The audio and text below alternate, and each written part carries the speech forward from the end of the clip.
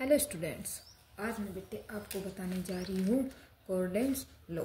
जो कल बताया था आपको, क्या समझाया था मैंने, स्ट्रॉन्ग इलेक्ट्रोलाइट के लिए बताया था कि कैसे हम इलेक्ट्रोलाइट की मोलर कंडक्टिविटी निकालते हैं। और इलेक्ट्रोलाइट की अब निकालेंगे हम वीक इलेक्ट्रोलाइट की। और वीक इलेक्ट्रोलाइट के लिए हम कौन सा लॉ करते हैं? कोरलेंस लॉ। अब जो ये बेटा ये होता है, इसमें हम वीक इलेक्ट्रोलाइट की क्या निकाल लेते हैं? मोलर कंडक्टिविटी भी निकाल लेते हैं और लिमिटिंग मोलर कंडक्टिविटी भी निकालते हैं और इक्विवेलेंट मोलर कंडक्टिविटी भी निकाल सकते हैं। अब देखो बेटा कैसे निकालते हैं। अकॉर्डिंग टू लॉ, जो ये लॉ है इसके अकॉर्डिंग एट इनफाइनाइट डाइल्यूशन, जो इनफाइनाइट डाइल्यूशन क्या होता है बेटा? जब जो देखो स्ट्रॉन्ग इलेक्ट्रोलाइट होता है, देखो बेटा जो स्ट्रॉन्ग इलेक्ट्रोलाइट होता है जैसे कि NaCl हो गया, ठीक, वो कंप्लीटली क्या होता है? आयनाइज हो जाता है Na+ और Cl- में, तो 100% आयनाइज हो गया। तो इनफाइनाइट डाइल्यूशन पर इसका डाइल्यूशन करे नहीं कर रहे हो तो कंप्लीटली आयनाइज हो जाए। लेकिन जो वीक इलेक्ट्रोलाइट है, जैसे कि फॉर एग्जांपल ले लेते हैं आप COOH, सिंपल सा कॉमन सा एग्जांपल है, ये ले लिया, तो ये क्या होता है? कंप्लीटली आयनाइज नहीं होता है। क्यों नहीं होता है? क्योंकि ये क्या है? वीक इलेक्ट्रोलाइट होता है। जो स्ट्रॉन्ग इलेक्ट्रोलाइट होते हैं वे कंप्लीटली आयनाइज होते हैं, लेकिन जो वीक इलेक्ट्रोलाइट होते हैं बेटे पार्सली आयनाइज होते हैं। तो जब हम मोलर कंडक्टिविटी निकालते हैं, पहले इसका क्या करते हैं? इनफाइनाइट डाइल्यूशन करते हैं। इनफाइनाइट डाइल्यूशन करने के बाद ये 100% क्या हो जाता है? आयनाइज हो जाता है। जब ये आयनाइज हो जाता है, इसमें नंबर ऑफ आयंस इंक्रीज हो जाते हैं। जो CH3COOH है वो अपने आयंस में ब्रेक डाउन हो जाता है, ठीक। जब ये ब्रेक डाउन हो जाता है तो तब हम इसकी हेल्प से क्या निकालते हैं बेटा? इसकी लिमिटिंग मोलर कंडक्टिविटी, इस लॉ के अकॉर्डिंग, ठीक है। तो according to law at infinite dilution when dissociation is completely, जब उसका डिसोसिएशन बेटा क्या हो जाता है? कंप्लीटली हो जाता है, कंप्लीटली डिसोशिएट हो जाता है। तो जो इलेक्ट्रोलाइट के अंदर जो आयंस है, ठीक है, जैसे Na+ और Cl-, तो उसकी हेल्प से हम क्या निकाल लेते हैं? इनकी लिमिटिंग मोलर कंडक्टिविटी निकाल लेते हैं। किसकी सिंपल सी डेफिनेशन से समझा देती हूँ मैं आपको। The limiting molar conductivity of an electrolyte can be represent as sum of individually contribution.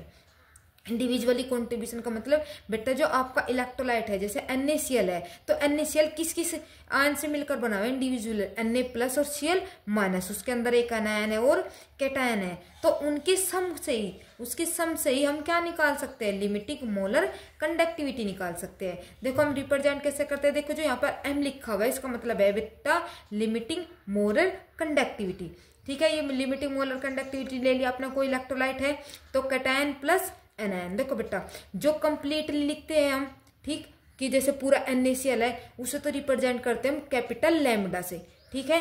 और जो इंडिविजुअल कैटायन और एनायन होते हैं, ठीक है, जिससे वो मिलकर बने हुए हैं, उसे रिप्रेजेंट करते हैं बेटा स्मॉल लैम्डा। ये स्मॉल लैम्डा होता है और ये होता है आपका कैपिटल आयन, ठीक है। ये कैटायन और एनायन को रिप्रेजेंट करता है कौन? Small lambda. और ये लिमिटिंग मोलर कंडक्टिविटी को रिप्रेजेंट करता है कंप्लीटली इलेक्ट्रोलाइट लिखकर, वो होता है आपका लिमिटिंग मोलर कंडक्टिविटी। देखो मैं आपको बेटा इस एग्जाम्पल पे समझा देती हूँ। जैसे कि आपका NaCl है, ठीक है, हमें से लिमिटिंग मोलर कंडक्टिविटी निकालनी है अकॉर्डिंग टू कोरलेंस लॉ। तो कैसे करेंगे बेटा? देखो लिमिटिंग मोलर कंडक्टिविटी लिख लिया, किसकी निकालनी है? NaCl की। तो यहाँ पर क्या लिखोगे? NaCl, okay. फिर करोगे आप कैसे? किससे मिलकर बनाया बेटा?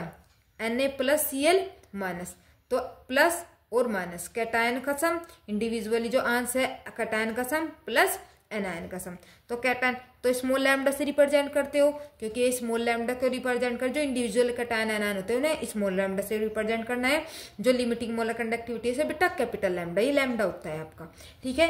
तो M मोलर कंडक्टिविटी है किसकी? Na+, ठीक। फिर प्लस मोलर कंडक्टिविटी किसकी? Cl-। तो ऐसे हम इनके जो नंबर ऑफ आयंस है इनकी वैल्यू को सम करके क्या निकाल लेते हैं? Limiting molar conductivity.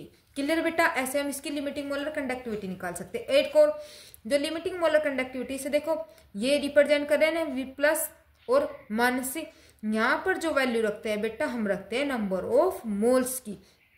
किसकी वैल्यू रखते हैं? नंबर ऑफ मोल्स की। जो कैटायन और एनायन है ये कितने हैं? देखो जैसे कि एग्जांपल ले लेती हूँ मैं, थोड़ा और टिपिकल सा जिससे और अच्छे से समझो। Al2SO4 की थ्राइज, ठीक। आपको इसको तो पता होगा। देखो फॉर्मूला कैसे बनता है, जैसे एल्यूमिनियम और SO4 सल्फेट है आपका, ठीक है।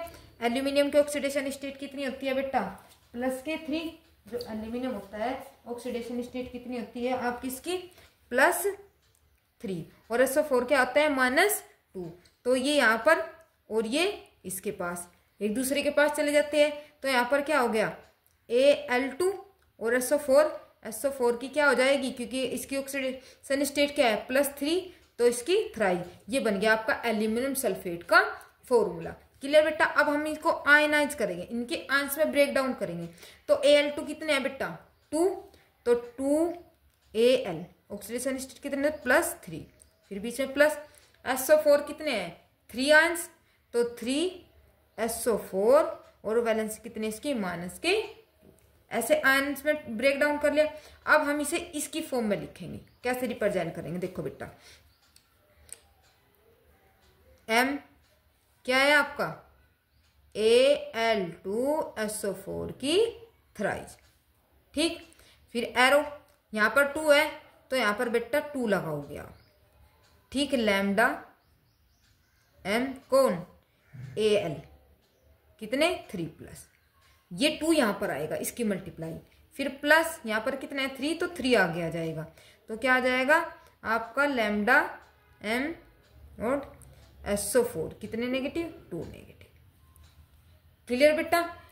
अब जो भी इसकी वैल्यू, वो इसकी वैल्यू, कैटायन की वैल्यू अलग देगा, एनायन की वैल्यू अलग देगा, जिसकी भी वैल्यू देगा हम उसकी हेल्प से क्या निकाल सकते हैं, मोलर कंडक्टिविटी निकाल सकते हैं, और कैटायन और एनायन की भी वैल्यू निकाल सकते हैं, ठीक है बेटा।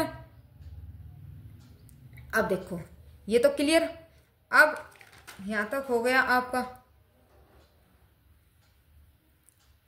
अब देखो इतना तो क्लियर हो गया आपका।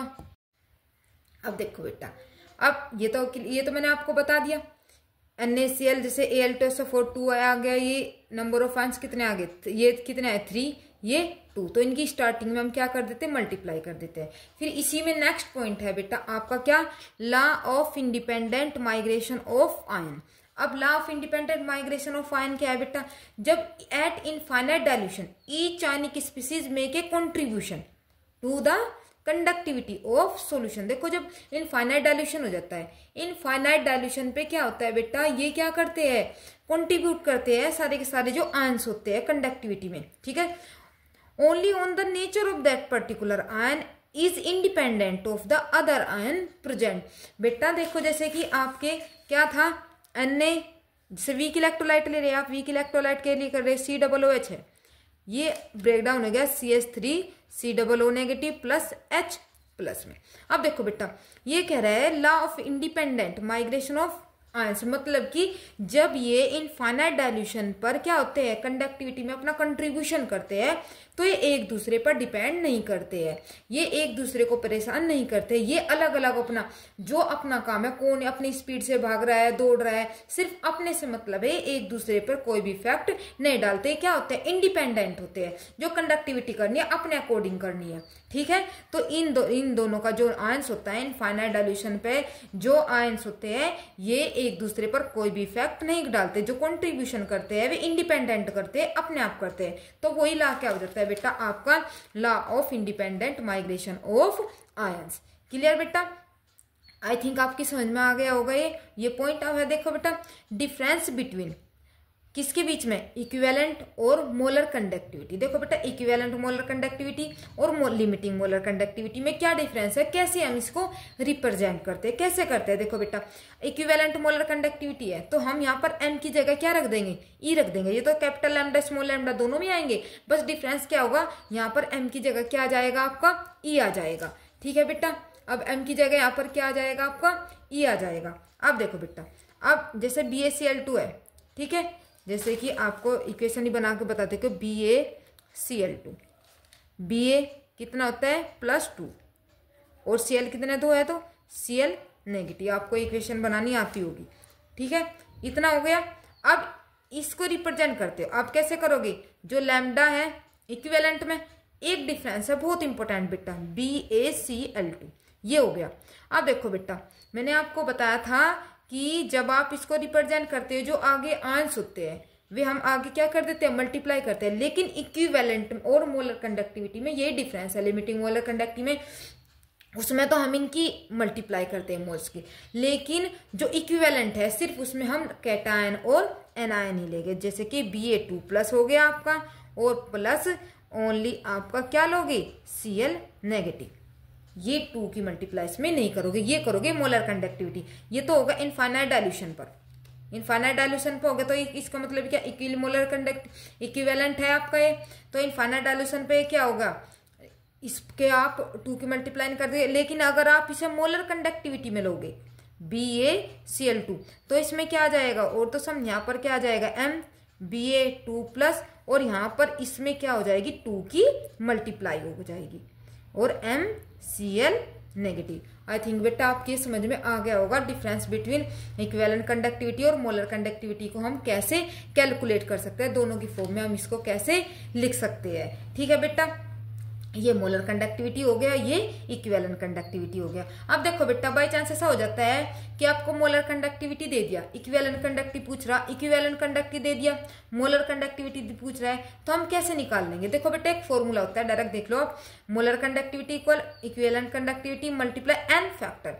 ये एन फैक्टर क्या होता है, ये एन फैक्टर होता है बेटा total number of positive and negative ion. क्या होता है, total number of positive ion and negative ion. जितने आपके पॉजिटिव नेगेटिव आयन है उनका टोटल हम इसके साथ क्या कर देंगे, मल्टीप्लाई कर देंगे। अगर ये दोनों वैल्यू दी हुई है ये निकल जाएगा एन फैक्टर, और ये दिया हुआ है आपका इक्विवेलेंट मोलर कंडक्टिविटी निकल जाएगा। और अगर ये दोनों दे दिए तो आप एन फैक्टर निकाल सकते हो इसके हेल्प से। ठीक है बेटा, इससे हम क्या निकाल दोगे, आप लिमिटिंग मोलर कंडक्टिविटी भी निकाल सकते हैं, इस फॉर्मूले से इंपॉर्टेंट है। और आप क्या निकाल सकते हो, इक्विवेलेंट कंडक्टिविटी निकाल सकते हो, और एन फैक्टर मैंने आपको बता दिया जितने नंबर ऑफ पॉजिटिव आयन और नेगेटिव आयन है उनका टोटल, ये होता है आपका क्या, एन फैक्टर। अब है बेटा देखो आपका एप्लीकेशन ऑफ कोरलॉन्स लॉ।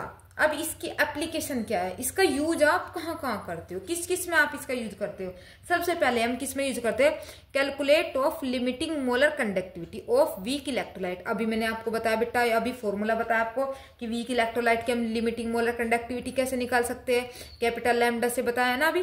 फिर नेक्स्ट है आपका point calculate of the degree of dissociation. अब डिग्री ऑफ डिसोसिएशन क्या होता है बेटा, डिग्री ऑफ डिसोसिएशन को रिप्रेजेंट करते हैं किससे, अल्फा से। किससे रिप्रेजेंट करते हैं बेटा, अल्फा से। तो कैसे करते हैं, अल्फा इज इक्वल टू होता है आपका molar conductivity concentration upon limiting molar conductivity. Clear, conductivity upon molar conductivity, ये किस कोई भी कंसंट्रेशन पे, और ये किस पर होती है आपकी लिमिटिंग मोलर कंडक्टिविटी हो जाती है इनफाइनाइट पर। क्लियर बेटा, इससे निकाल दोगे आप क्या, डिग्री ऑफ डिसोसिएशन। मैंने आपको बताए रखा है ये मोलर कंडक्टिविटी और लिमिटिंग मोलर कंडक्टिविटी होता क्या है, फॉर्मूला दिया, और यहाँ से आप क्या निकाल लोगे, डिग्री ऑफ डिसोसिएशन निकाल लोगे। ठीक है, कि कितना आपका जो NaCl है कोई है कितने डिसोशिएट हुआ है, कितने नंबर ऑफ मोल्स में कितने परसेंट हो गया, 90%, 20%, हम किससे निकालते हैं, डिग्री ऑफ डिसोसिएशन से निकालते हैं। ठीक है बेटा, फिर है सेकंड एप्लीकेशन, थर्ड एप्लीकेशन क्या है, calculation of dissociation constant of weak electrolyte. क्योंकि इसका मोस्टली यूज बेटा किस में करते हो, आप वीक इलेक्ट्रोलाइट में करते हो, तो इसलिए हम वीक इलेक्ट्रोलाइट में सारे क्वेश्चन कर रहे हैं। अब देखो बेटा calculate of dissociation constant of weak electrolyte, तो क्या फॉर्मूला डिसोसिएशन कांस्टेंट क्या होता है आपका, Kc। आप इस सॉल्यूशन में पढ़ा होगा बेटा, C∝², आपका डिग्री डिसोसिएशन है माइनस अल्फा। ये C क्या है बेटा, कंसंट्रेशन, अल्फा क्या है आपका, डिग्री ऑफ डिसोसिएशन। अब देखो जो अल्फा की वैल्यू आपने अभी ऊपर बताई, ये वैल्यू हम कहाँ पुट कर देंगे, यहाँ पर अल्फा की इसमें वैल्यू में आप इसको पुट कर दोगे।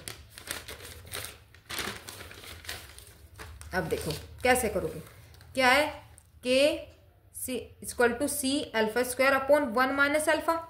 ठीक, अब क्या करोगे, अल्फा की वैल्यू क्या है, ये इस अल्फा की वैल्यू को हम यहाँ पर पुट कर देंगे। कैसे आ जाएगा, C कंसंट्रेशन है, M अपॉन क्या आपकी मोलर कंडक्टिविटी अपॉन 1 माइनस, देखो स्क्वायर है बेटा, इसका स्क्वायर है ना, तो हम स्क्वायर कर देंगे यहाँ पर। फिर क्या है, लैम्डा M से अपॉन लिमिटिंग मोलर कंडक्टिविटी है। अब देखो ये इसके अपोन में है ना, देखो अपोन में है तो यहाँ पे आ जाएगा इसके पास नीचे ही, तो क्या बन जाएगा आपका C∝² अपॉन ये लिमिटिंग M² और 1 माइनस MC अपॉन लिमिटिंग। अब इतना हो गया। अब इसकी बेटा मल्टीप्लाई यहाँ करोगे क्योंकि एलसीएम है, क्योंकि सी के नीचे आता है ना खाली, इसके 1 के नीचे नहीं है, तो आप इसका एलसीएम लोगे तो यहाँ भी क्या आ जाएगा आपका, ये आ जाएगा C lambda M square upon limiting M square limiting molar conductivity minus molar conductivity upon ये। यहाँ देखो बेटा स्क्वायर है और यहाँ पर 1 है, इससे क्या हो जाएगा, कैंसिल हो जाएगा। तो क्या फॉर्मूला बन जाएगा आपका, Kc equal to C lambda square M, क्योंकि स्क्वायर था ऊपर, नीचे वाला 1 कट गया इससे, तो lambda limiting molar conductivity minus molar conductivity, ये एट एनी कंसंट्रेशन पर है। ये बेटा ये वाला फॉर्मूला आपका इंपॉर्टेंट है, इसके हेल्प से आप क्या निकाल सकते हो, डिसोसिएशन कांस्टेंट।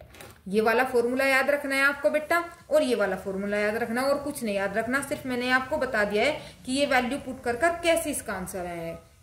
ठीक है, आप यहां से भी निकाल सकते हो। अगर उसने कंसंट्रेशन दी हुई है, डिग्री ऑफ डिसोसिएशन दिया हुआ है, तो ये वाला फॉर्मूला आप यूज कर सकते हो डिसोसिएशन कांस्टेंट निकालने के लिए। अगर उसने लिमिटिंग मोलर कंडक्टिविटी दी हुई है और मोलर कंसंट्रेशन एनी कंसंट्रेशन पे मोलर कंडक्टिविटी दी हुई है, तो आप ये वाला फॉर्मूला यूज कर सकते हो बेटा। दोनों में से कोई सा भी फॉर्मूला यूज कर सकते हो। ठीक है, इसके जो एप्लीकेशन है बेटा बहुत इंपॉर्टेंट है। इसमें से जो कोरलेंस लॉ होता है, इसमें से एक क्वेश्चन जरूर आता है, ये मोस्ट इंपॉर्टेंट है।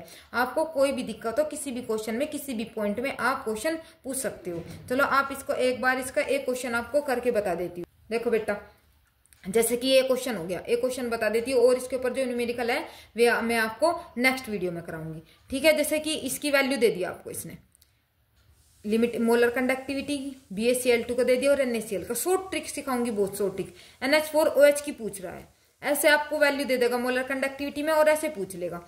अब देखो बेटा, जिसकी भी वैल्यू दी हुई है, जिसकी वो पूछ रहा है, ठीक, उन्हें तो कर दो ऐड उनकी वैल्यू को, और जिसकी आपको जरूरत नहीं है उसे क्या कर दो माइनस। जैसे आपको OH चाहिए, OH किस में है, इसमें, तो इसका मतलब इसको भी ऐड करना पड़ेगा। और क्या ये NH4 चाहिए, ये चाहिए, इसका मतलब इसकी भी वैल्यू को ऐड करना पड़ेगा। तो इन दोनों का वैल्यू को तो क्या कर दोगे आप ऐड, लेकिन न तो आपको Ba चाहिए नहीं आपको Cl2 चाहिए, तो Cl2 की वैल्यू इन दोनों को ऐड करके क्या कर दोगे माइनस, तो क्या निकल जाएगा आपका NH4OH। तो आप देखो बेटा, अकॉर्डिंग टू कोरलेंस लॉ क्या होता है, इसके आंसमेंट ब्रेक डाउन कर लिया, NH4 प्लस OH माइनस। अब इसकी वैल्यू निकालो, BaOH प्लस NH4, क्योंकि O भी चाहिए आपको और NH4 भी चाहिए, लेकिन BaCl2 नहीं चाहिए। जिनकी वैल्यू चाहिए उनको ऐड करो, जिनकी वैल्यू नहीं चाहिए उनको रख दो। ठीक, आंसर बताना क्या आंसर आएगा। ये आपकी बेटा ये शॉर्ट ट्रिक, बहुत शॉर्ट ट्रिक, वैसे तो कंफ्यूजन बहुत बढ़ जाता है, किसे माइनस करे किसे प्लस करे, ये सिंपल ट्रिक है आपकी। देखो बेटा, अगर आपको वीडियो अच्छी लगी हो लाइक करना, सब्सक्राइब करना, शेयर करना। Thank you.